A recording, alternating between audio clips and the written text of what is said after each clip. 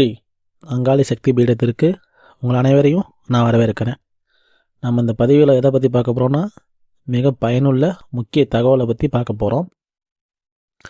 அதாவது எதிரி பிரச்சனை இருக்கிறவங்க, அது மட்டும் நமக்கு எனக்கு தெய்வ கடாசம் எப்பொழுதுமே இருக்கணும், தெய்வத்தோட பாதுகாப்பு கவசமும் இருக்கணும், தெய்வத்தோட அனுகிரகமும் இருக்கணுங்கிறவங்க இந்த மைமுறையை பயன்படுத்தி பாருங்கள். இது என்னன்னு பார்த்தீங்கன்னா ஒரு பைரவரையும் கூட காளியையும் வச்சு செய்யக்கூடிய ஒரு வசிய மை, சக்தி வாய்ந்த ஒரு வசிய மையை பார்க்க போகிறோம். அதாவது தொடர்ந்து நமக்கு எதிரி தொல்லை கொடுத்துக்கிட்டே இருக்கிறான், ஏதாச்சும் ஒரு தொல்லை கொடுத்துட்டே இருக்கிறான்.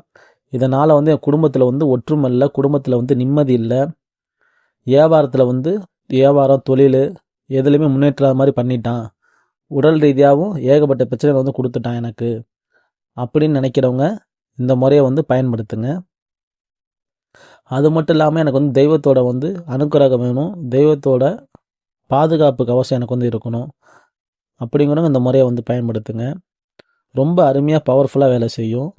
காரணம் என்ன அப்படின்னா, இந்த முறையை நான் பயன்படுத்திட்டு வந்துக்கிட்டு இருக்கிறேன். அது மட்டும் இல்லாமல் இந்த ஃபீல்டில் உள்ள அனைத்து மாந்திரிகர்களும் பயன்படுத்துகிற ஒரு பவர்ஃபுல்லான சக்தி வாய்ந்த ஒரு வசிய மைகி.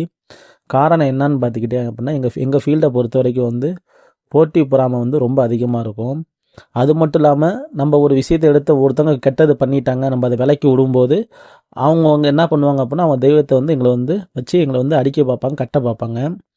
அது எப்போ என்ன பண்ணுவாங்க தெரியாது. அப்படிங்கும்போது நான் இந்த முறை நாங்கள் எப்படி பயன்படுத்தினால அவன் என்ன தான் எங்களுக்கு பண்ணினாலுமே எங்களுக்கு பலிக்காது. அது இல்லாமல் தெய்வம் எதுக்கும், அதாவது காளி எதுக்கும் ஒரு பாதுகாப்பு கவசம் நமக்கு கொடுத்துக்கிட்டு ரொம்ப சக்தி வாய்ந்ததாக நம்ம கூடயே இருக்கும். இது நான் எளிமையாக சொல்லிட்டேன், ஆனால் இதோட பவர் பார்த்திங்கன்னா ரொம்ப ரொம்ப அதீத சக்தி வாய்ந்தது. ஆரம்பத்தில் சொன்னதா தொடர்ந்து எதிரி பில்லி சூனியம் ஏவல் செய்வன கோளாறுகள், துரு ஆத்மாக்கள், துரு தேவதைகளை வச்சு எதை வச்சு பண்ணினாலும் சரி, எந்த ரூபத்தில் பண்ணாலும் சரி, பைரவர் இதை அழிப்பா. அப்படி உங்களுக்கே தெரியும், சக்தி வாய்ந்தவர்னா அது கால பைரவர் தான். எது பண்ணாலும் உங்களுக்கு பலிக்காது. ஃபஸ்ட்டு உங்கள்கிட்ட வேலை செய்யாது.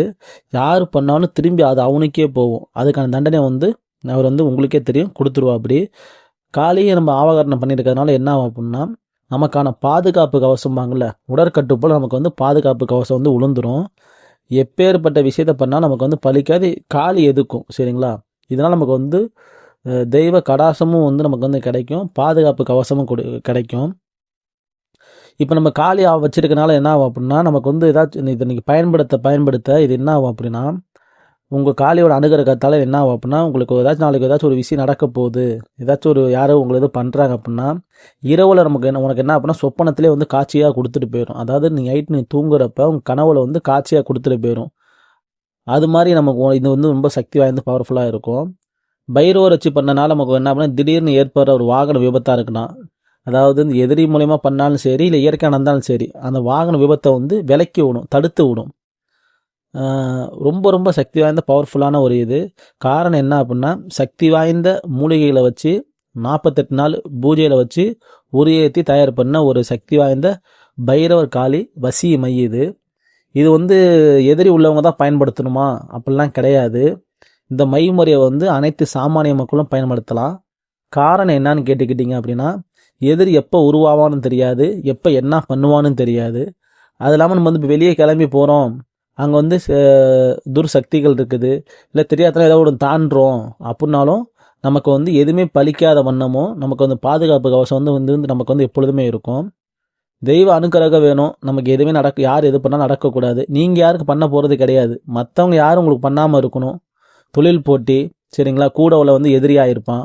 இது மாதிரி எப்பேற்பட்ட பிரச்சனையாக இருந்தாலும் சரிங்களா, பிரச்சனை உள்ளவங்க பயன்படுத்திங்கன்னா பிரச்சனை விளைக்கணும்.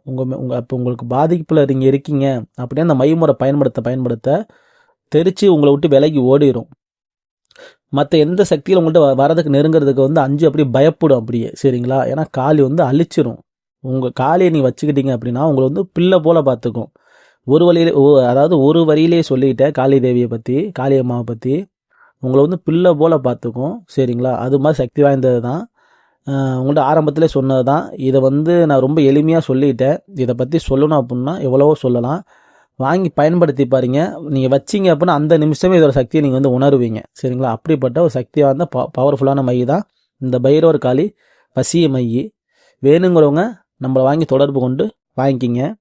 நம்ம பதிவு பிடிச்சிருந்துச்சு அப்படின்னா சப்ஸ்கிரைபர் பண்ணிக்கிங்க. அடுத்த பதிவில் சந்திக்கிறேன். நன்றி, வணக்கம்.